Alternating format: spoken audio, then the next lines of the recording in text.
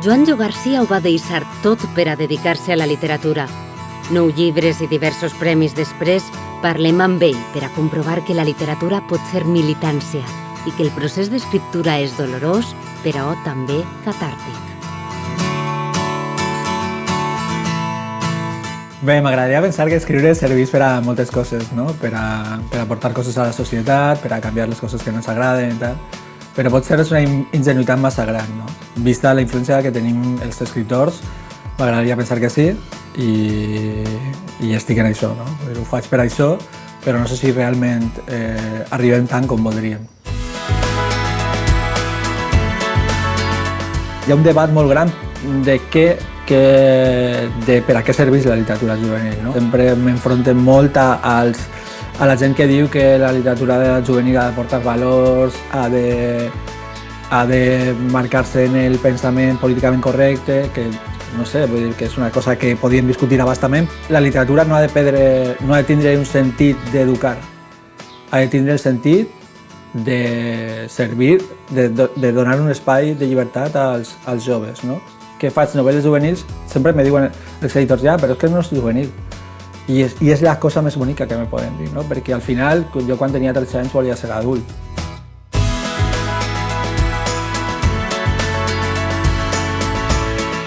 Bé, doncs quan s'apaga la llum parla de la mort d'un científic valencià en Islàndia i aleshores la seva germana va buscar-lo.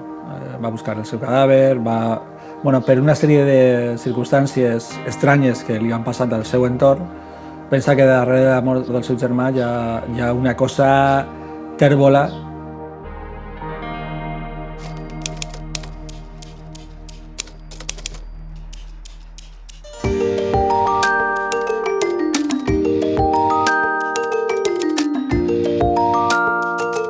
En Insurrectes de res, en realitat volia contar la història dels meus companys d'institut i de jo mateix, que pot ser la primera generació que en l'institut comença a trobar gent nouvinguda, no?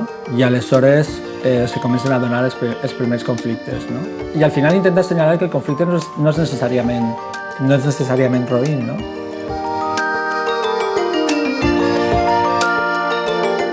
No ens agradaven els llibres. En realitat, era que no ens interessaven. Gens. Almenys la majoria de llibres que havíem de llegir obligatòriament a l'institut.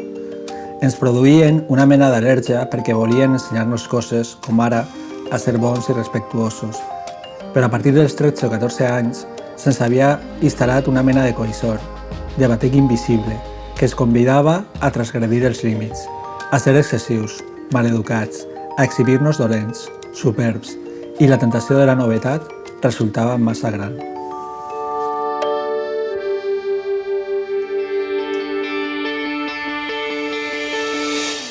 Bé, la ciutat de València fins i tot és el personatge amagat d'algunes de les meves novel·les, no? El conflicte que hi ha entre centre i perifèria, entre els barris, entre aquesta ciutat maltractada, ferida, que està plena de solars, no? Sempre dic que València, per exemple, té molts ponts, però poques estàtues, no? Té molts ponts que signifiquen el trànsit de la gent dels barris cap al centre, no? Però hi ha poques estàtues, és a dir, tenim un passat conflictiu.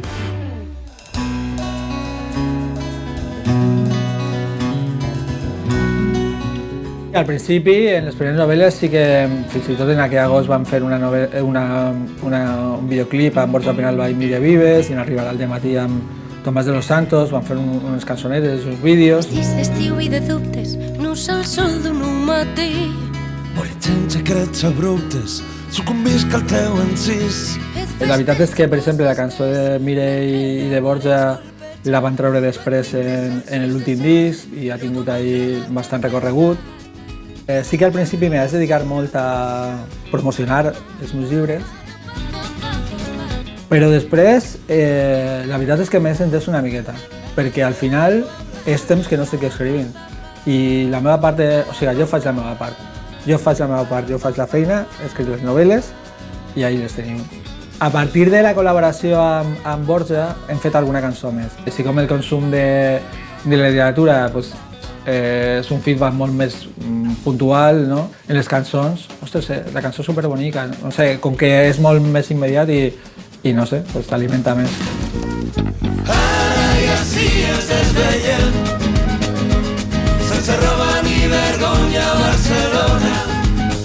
Serà el destí, com digué Ric, el món s'enfona. El món s'enfona i tu i jo ens enamorem.